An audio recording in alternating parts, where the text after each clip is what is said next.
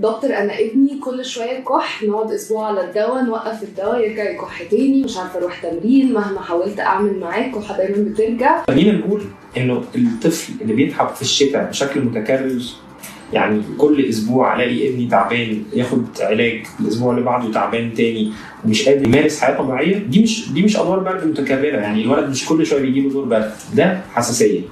والحساسيات في الاطفال في مصر نسبتها عاليه جدا، ممكن توصل اب تو 50 او 60% من الاطفال عندهم نسبه من الحساسيه، اللي هي بتختلف من كونها حساسيه انف او حساسيه صدر. انا اعرف منين ابني عنده ده حساسيه ولا ده دور برد؟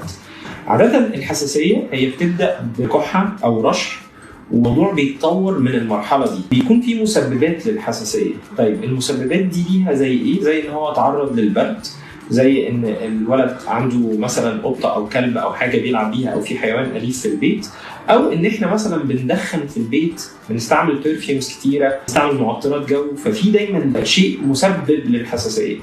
دور البرد على الناحيه الثانيه هو بيبقى المسبب الاساسي بتاعه عدوى. يعني انا اختلطت بحد كان عيان، فبعدها بيومين او 3 أو 4 بدا يظهر عندي الاعراض اللي بتقول لي ان ده دور برد.